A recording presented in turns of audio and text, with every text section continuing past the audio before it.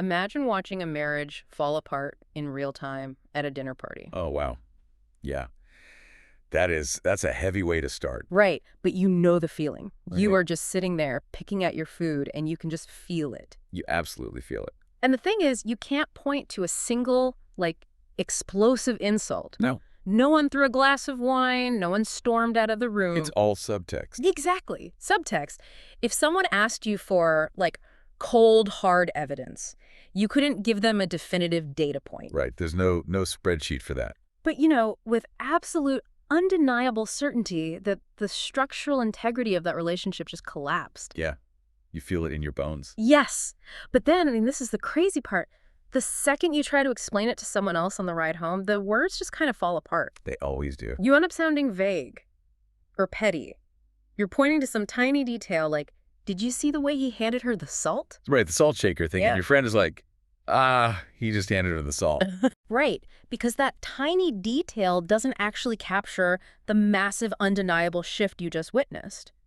And society tells us that if you can't measure it, if you can't produce a crisp spreadsheet of the dynamic, you're just projecting. They're just making it up. You're making it up, yeah. It's a total invalidation of a deeply real human experience. Yeah, it really is. And, it happens everywhere, not just at dinner parties. It happens in boardrooms when you know a project is doomed. Oh, yes. But the metrics look totally fine. Or it happens when you walk into a room and instantly know the vibe is hostile. Yes, the hostel room vibe. We have this incredibly pervasive cultural assumption that an inability to articulate a truth means an absence of understanding. Which is so frustrating. But the frustration you're describing, it isn't a failure of cognition. It's not a lack of intelligence.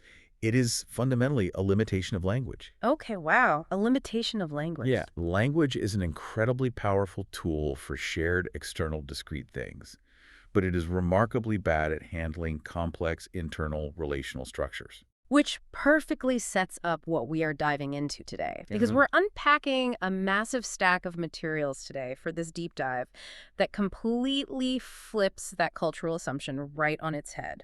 I am so excited for this one. Me too.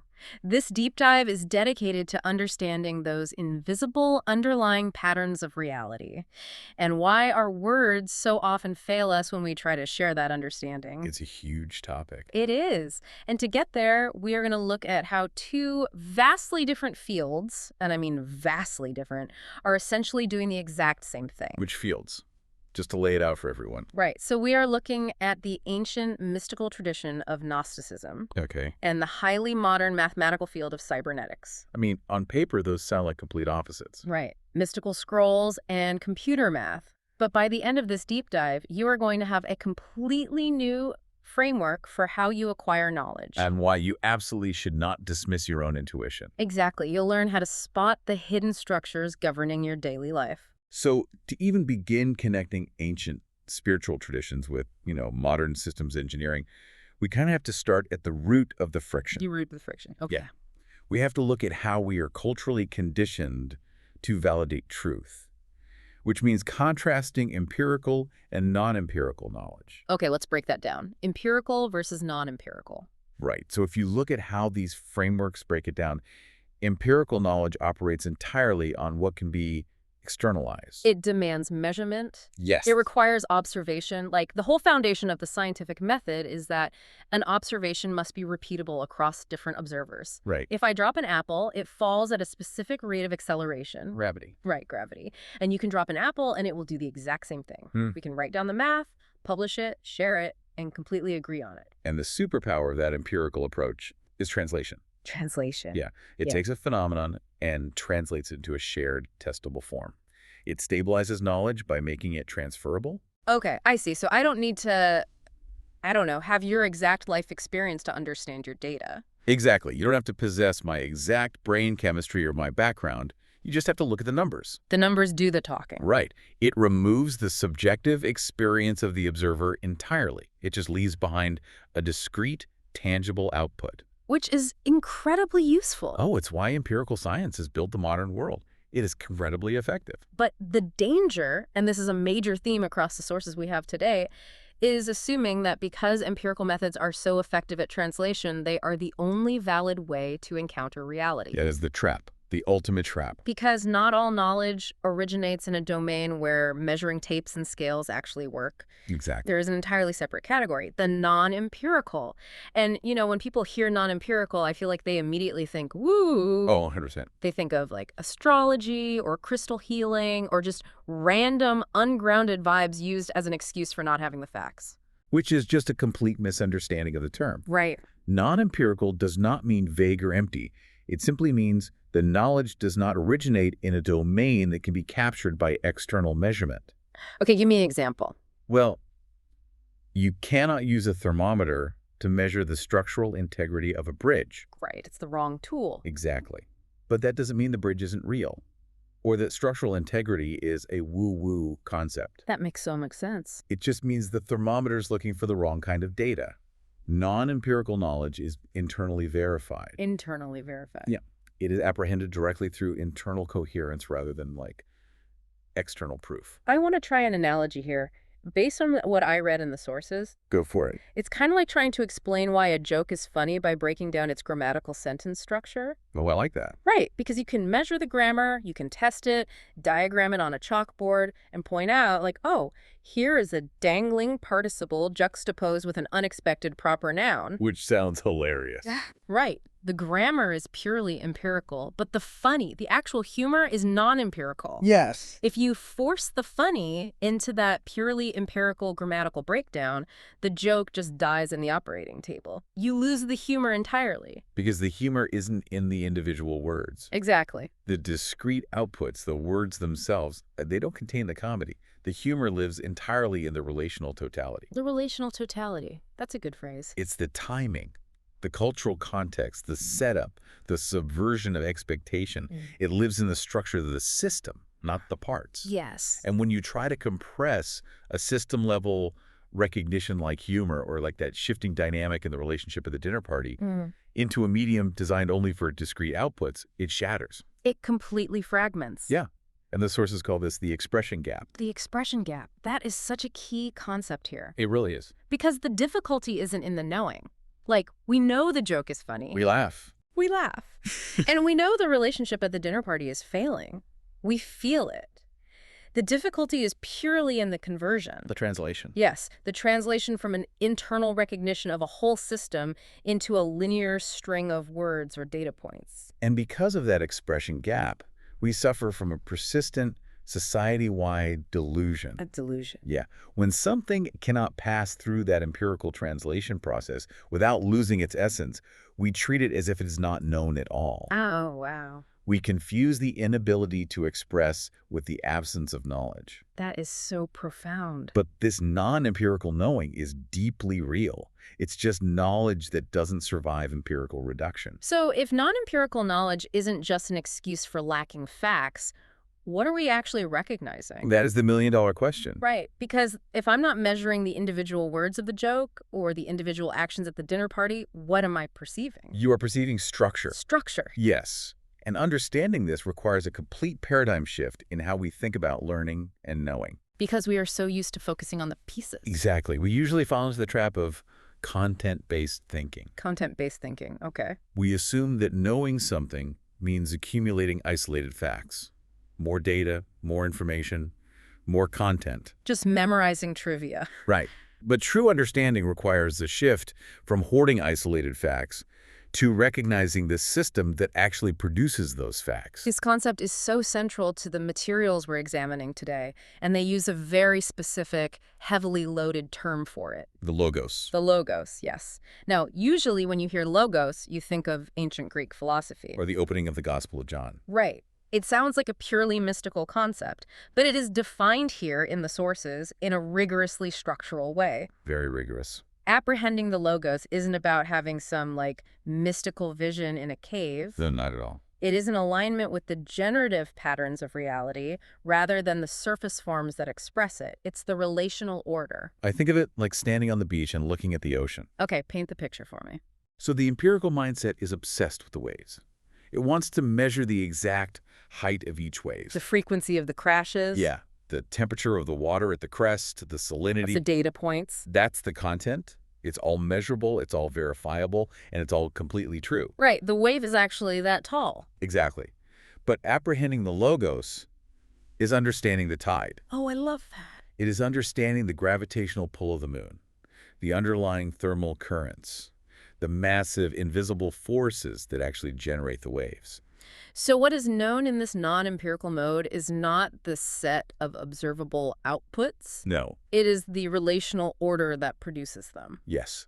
And the really profound point here is that context is not just background scenery. Wait, say that again? Context is structural. Context is structural. Okay. When a system is broken into parts for measurement, the relationships that sustain its coherence are often lost. What remains can be tested, but is no longer the system itself. Because reductionism, which is our absolute favorite scientific tool, taking things apart to see how they tick. We love taking things apart. We do, but it can actually destroy the very thing we are trying to understand if that thing is a complex relational system. Precisely. If you take a living cell and grind it up in a centrifuge to measure its chemical components, you will get perfectly accurate empirical data. You'll know all about the proteins and lipids. Right. But you no longer have a living cell. It's dead. The life of the cell wasn't in the proteins, it was in the continuous dynamic relationship between them. Yes. Remove an element from its structure, and what you are left with might be analyzable, but it is no longer fully intelligible. Think about how this plays out in a corporate environment. I think a lot of people listening can relate to this. Oh, absolutely. You're a manager, and sales are down. That's your empirical output. The spreadsheet is red. The red spreadsheet of doom. Exactly. So you try to solve the problem by isolating one single variable. You say, well, our salespeople aren't making enough calls. Right, so you measure the calls. You measure the calls, you mandate more calls, you create a dashboard tracking the calls. And you just completely ignore the network of relations giving that variable meaning. Totally ignore it. Maybe the product quality dropped and customers are just angry. Or maybe a competitor just changed the market dynamic. Or maybe internal morale is completely shattered because of a toxic HR policy. Yeah. You isolated the content, the call numbers, Yeah. and you completely missed the structure. You measured the wave and ignored the moon. And the result is always the same. You manipulate the isolated variable, you force the call numbers up. People are making 100 calls a day now. And the system still fails. Because the system only exists as a system when all the relationships are intact. Right. But wait, I have to challenge this. Because the skeptical, empirical part of my brain is screaming right now. Let's hear it. If we cannot test the structural knowledge, if we can't isolate the variables and measure them on a dashboard, how do we actually verify it? That is the essential risk. Right. Because humans are notoriously good at hallucinating patterns. We really are. We see faces in clouds, we see conspiracies and completely random events. Apophenia. Yes, apophenia. So if we abandon empirical testing, aren't we just opening the door to complete delusion? It's a vital question. But the safeguard is that in this domain, recognition replaces measurement as the primary mode of verification. Recognition. But what does recognition mean in a rigorous way? It still sounds really subjective to me. It means that once you see the underlying structure, you verify it through its internal coherence. Okay. And you verify how it holds together across varying conditions over time. It is not about seeing a face in a cloud once and declaring it absolute truth. Right. It is rigorously holding the perceived pattern up against reality to see if reality continues to unfold according to that pattern. Give me an example of that.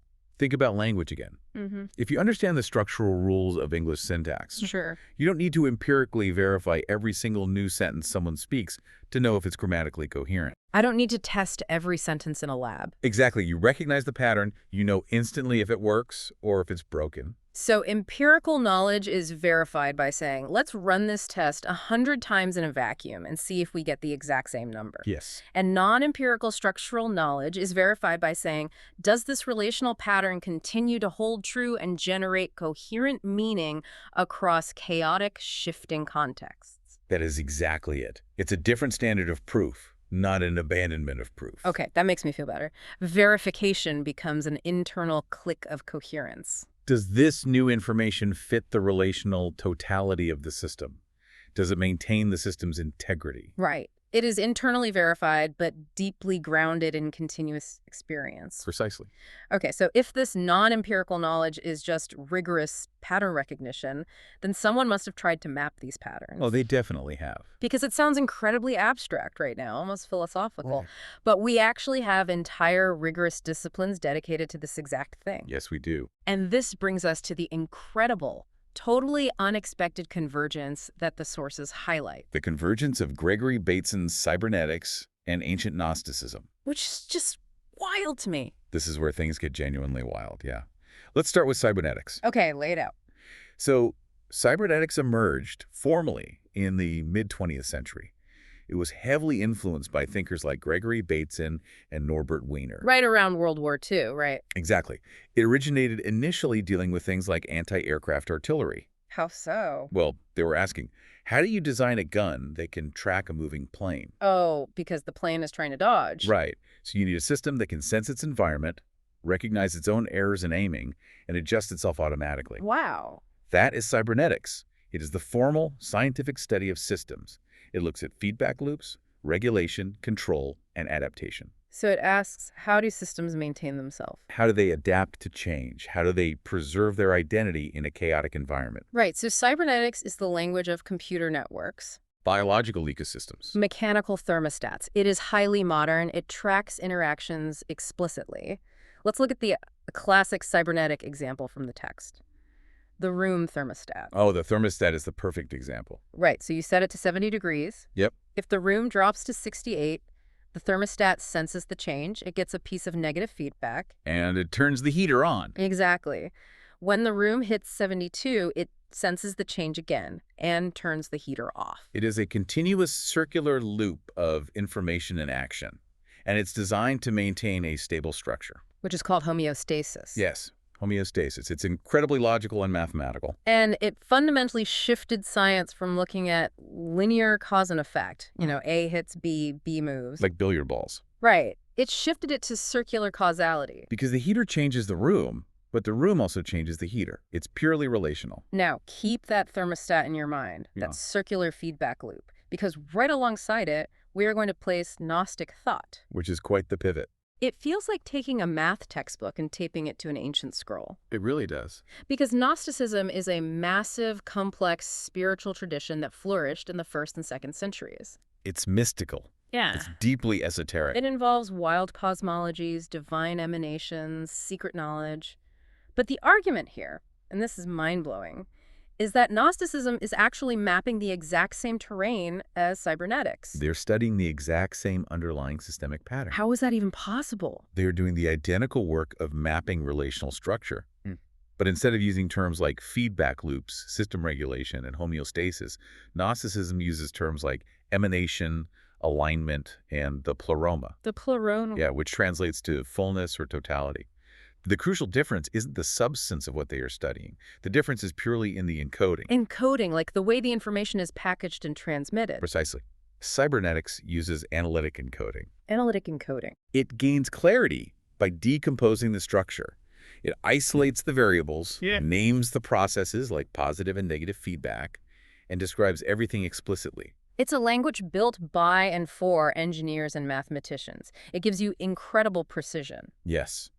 But Gnosticism, because it existed thousands of years before we had the mathematical tools to formalize complex systems, uses integrative encoding. Integrative encoding. It preserves the relational whole. Okay, the sources mentioned this relies on something called symbolic compression. Yes, symbolic compression. Which basically means ancient systems of thought weren't just pre-scientific gibberish. They weren't just primitive myths from people who didn't understand why it rained. Right. They were attempting to map incredibly complex psychological and social systems, but they lacked modern apparatuses. They didn't have computer models. Exactly. So instead of breaking a system down into parts they couldn't measure anyway, they developed a language of relation. They used symbols. They used symbols and myths to compress massive amounts of structural understanding into a single image or narrative. Let's look at a specific Gnostic myth to see how this works, because this blew my mind when I read it. The Sophia myth. Yes, one of the central narratives in Gnosticism is the myth of Sophia, or wisdom. Right.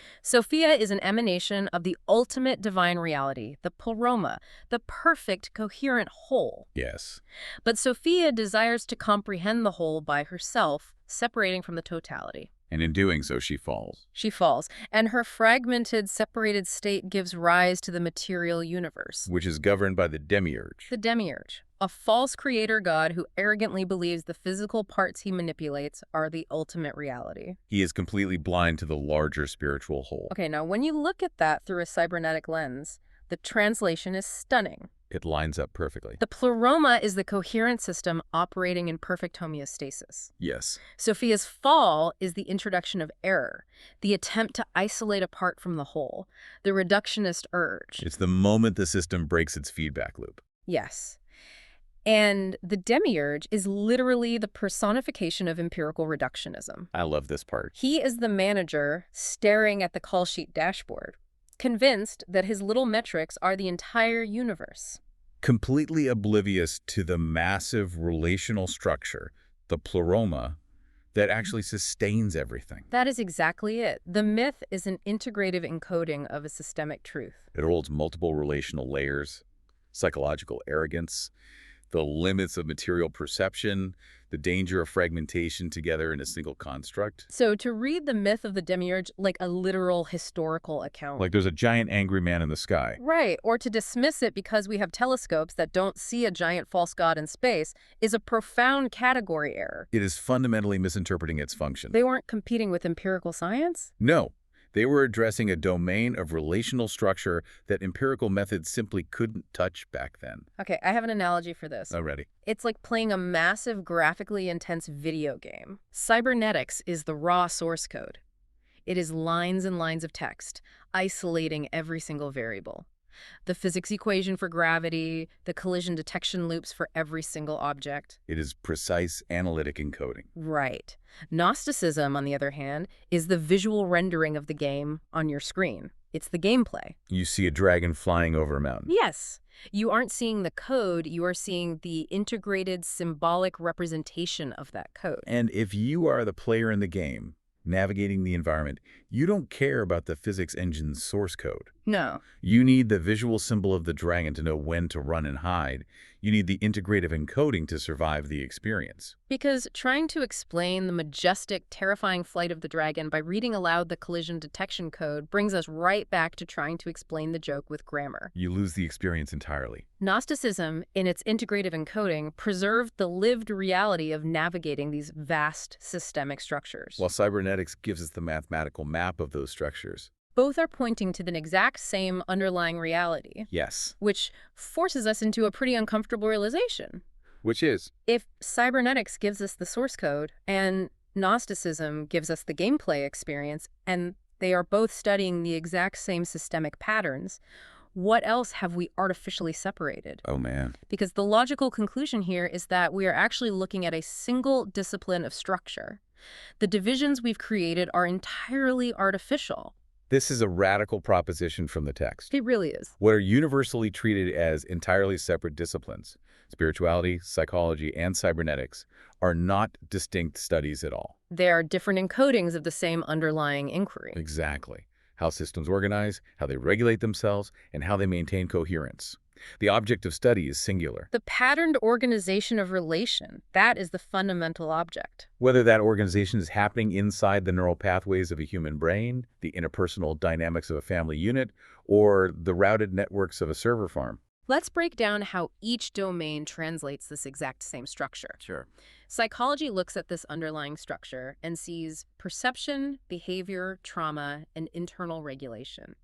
It observes how a human mind maintains coherence under stress. Right. And cybernetics looks at the exact same structure and models it as feedback loops, control mechanisms, and system stability. And spirituality encounters that identical structure in lived, subjective experience as states of alignment, spiritual disorder, and the restoration of inner coherence. They are not addressing parallel domains. They are addressing the exact same generative order. The appearance of difference arises purely from the translation. Yes. When we render the structure into measurable components of mathematical loops, we call it science. When we encounter it in our own internal lived experience, we call it spiritual or psychological. But the mechanics, recursion, feedback, constraint are operating identically across all of them. And if we accept this unity, it has massive, deeply practical implications. It completely redefines how we approach problems. It redefines what we consider an error and what we consider correction. Yes. Because normally, we think of an error as just having a bad piece of data. Right. You wrote down a 4 instead of 5. You remembered a date wrong. But in this structural view, an error isn't about the content at all. What is it? An error is a structural misalignment. Distortion happens when a feedback loop is blocked, or when signals are misinterpreted, or when a system stabilizes around a pattern that is inherently destructive. Think about a psychological trauma response. This is a really good example. A child grows up in a highly volatile home. To survive, they develop a psychological system that hypervigilantly constantly scans for anger. Right. That system is coherent in that environment. It keeps them safe. But then 30 years later, in a safe marriage, they are still hypervigilantly scanning for anger. They are reacting to non-existent threats. The system has stabilized around a pattern that is now incoherent with its new environment. It's a structural misalignment. It's a broken feedback loop. Yes. And so, correcting that error isn't just about handing the person a pamphlet with better facts. You can't just say, empirically, your spouse is not yelling at you. Right. The data doesn't fix the loop. Correction is about restoring proper relation. It's about unblocking the feedback loop so the system can update its map of reality. Here is the profound unity we are talking about. Correcting an error is the exact same operation across all these fields. Let's hear it. In psychology, correction is interrupting maladaptive behavioral loops through therapy. Okay. In cybernetics, correction is tuning the feedback and control mechanisms so the machine can adapt to a new environment. And in spirituality. Correction is alignment, clearing the internal noise to maintain coherence with the generative order. Interrupting the loop, tuning the feedback, finding alignment. They're not different interventions. They are the exact same systemic operation described in different languages. Wow. Okay, so what does this actually mean for how we evaluate truth in our daily lives? Well, it shifts the focus entirely. If knowledge isn't just about being objectively, empirically right, have we just abandoned objective truth for system maintenance? Are we just saying whatever keeps the peace is true? No, it's not an abandonment of objective truth. It's a recognition that at the structural level, truth is functional. Functional. Knowledge is evaluated by its effect on the system. You don't evaluate a piece of structural knowledge by asking, is this isolated fact perfectly accurate? What do you ask instead? You ask, does this knowledge increase the coherence of the system? Does it allow the system to adapt without fragmenting? Does it preserve the relationship across change? That is a wildly healthier way to look at human interaction. Isn't it? Think about having an argument with your partner. If you stop and ask, is what I'm saying right now empirically, objectively factual? You are probably just weaponizing data. You are throwing isolated facts at each other to win points. You did this at 4 p.m. I said this exact word. Right. But if you stop and ask, is the thing I'm inserting into this conversation right now increasing the coherence of our relationship?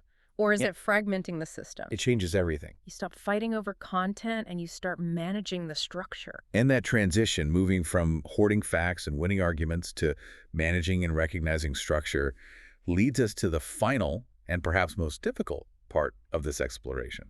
We have to completely redefine two of the most misunderstood concepts in the modern vocabulary. Gnosis and faith. Because if knowledge is actually about navigating structure and increasing systemic coherence, we have to throw out our Hollywood ideas of what spiritual knowledge or enlightenment actually looks like. Oh, definitely. The pop culture idea of gnosis is that it's a sudden, dramatic, mystical flash of insight. You meditate on a mountain for 10 years, lightning strikes, the heavens open, and suddenly you know all the secrets of the universe. You see the matrix code. Right. And then you float back down to reality as an enlightened being. It's treated like a one-time download of supreme empirical facts. But the reality of gnosis is entirely different.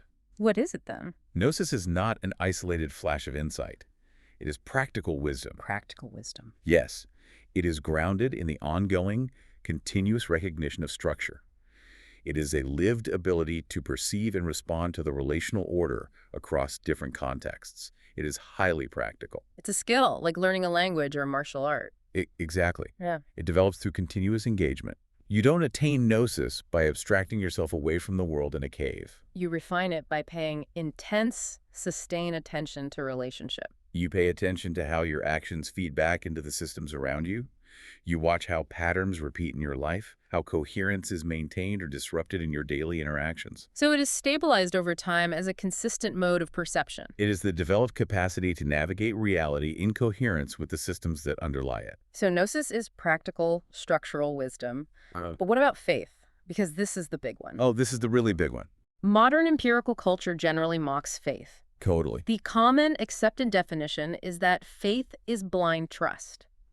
It is believing in something precisely because you have absolutely zero evidence for it, It is treated as the opposite of knowledge. a virtue of ignorance. Right. But this might be the most powerful paradigm shift we can offer today. The frameworks we are exploring vigorously and systematically correct this misunderstanding. How do they define it? Faith is not the absence of understanding. It is a specific position you take regarding knowledge. Faith is holding to what is known when it cannot be externally demonstrated or translated. Holding to what is known when it cannot be externally demonstrated. Yeah. It is alignment with non-empirical knowledge. It is recognizing the structure, knowing the coherence of the pattern like, knowing the joke is funny, or knowing the relationship is failing, but lacking the empirical translation to prove it on a spreadsheet. So when society demands prove it or it isn't real, faith is the act of saying, I cannot empirically prove this to you. I cannot hand you the data, but I know the structure is coherent, and I will align my actions with that structural reality anyway. It's profound. Think about navigating a massive, incredibly complex subway system in a city like London or New York. Oh, I like this. You've ridden the subway every single day for 10 years. You know the routes, you know which stations connect, you know the rhythm of the trains. You hold the whole structural layout of the system in your head. Exactly. Now imagine a tourist comes up to you and asks for directions. But suddenly, all the digital maps break. The screens go completely dark. The empirical outputs vanish. There is no map to point to. The tourist says, prove to me that taking the blue line will get me downtown. Show me the map. You can't show them the map. You cannot empirically demonstrate the route to them in that moment. But you don't suddenly lose your knowledge of the subway. You still know exactly how to get home. Your knowledge of the system's structure remains entirely intact. Faith is holding on to that structural understanding, knowing how to navigate the system, even when you can't point to a screen to prove it to the tourist. It bridges the gap between your internal knowing and your inability to transmit it. Yes. Faith is the navigation of the dark subway. It is not guessing. It is not blind hope. It is relying on an internalized, rigorously tested map of structural relations when external verification fails. Faith arises not from ignorance, but from an encounter with profound understanding that simply cannot be fully translated into shared language. To dismiss faith as irrational is a fundamental category error. It is demanding empirical proof for a non-empirical mode of knowing. Which brings us to the ultimate synthesis of this entire journey. We've covered so much ground today. We really have. We've moved from the frustration of the expression gap at the dinner party through the mechanics of structural recognition. We've seen how cybernetics and Gnosticism are parallel encodings of the same systemic reality. United into a single field of relational organization. And we've redefined gnosis and faith as practical structural navigation. And the final unifying thesis ties all of this together with a critical warning. What's the warning? The error is not in distinguishing between empirical and non-empirical knowledge. We need both. Of course we need both. The catastrophic error is assuming that because there are two modes of knowing, there must be two separate truths or two separate realities. Because there's only one logos, there is only one underlying structure to reality. Exactly. It is not divided into a measurable scientific universe over here and an unmeasurable mystical spiritual realm over there. There is just the generative order. Empirical methods access this single logos through externalization. They translate the structure into measurable outputs so we can share them, build airplanes, engineer medicines, and construct the modern world. And non-empirical knowing accesses the exact same logos directly. It recognizes the structure prior to its reduction into testable units, allowing us to navigate complex human relationships, deep subjective experience, and profound meaning. Both modes are completely valid because both are grounded in the exact same source. The only time we run into trouble is when one mode tries to completely invalidate the other. When the empirical scientist says, if I can't measure your love or your intuition, it isn't real. Or Conversely, when the spiritual person ignores empirical reality and says, my internal intuition overrides the laws of physics. Truth is not created by the method. The method is just a tool for accessing what is already there. The modes of knowing are multiple, but the structure is singular. True understanding comes from recognizing how they relate, not forcing them into a false competition. Well said. So, to you listening right now, here is the practical application of this deep dive. The next time you are sitting across from someone, or sitting in a meeting, or just sitting alone with your thoughts, and you feel an undeniable truth, a deep recognition of a pattern, a structural coherence, but you lack the words to prove it on a whiteboard. Do not immediately dismiss it. Do not gaslight yourself into thinking you are making it up. Trust your capacity for direct recognition. Shift your focus away from hoarding facts and demanding empirical proof for every internal state. Start looking for the underlying patterns. Recognize the invisible feedback loops driving your relationships. Look for the structural constraints shaping your workplace.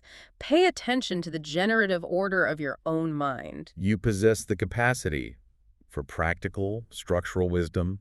You possess the capacity for gnosis. We live in an incredibly empirical world that constantly demands data, metrics, and spreadsheets for every single choice we make.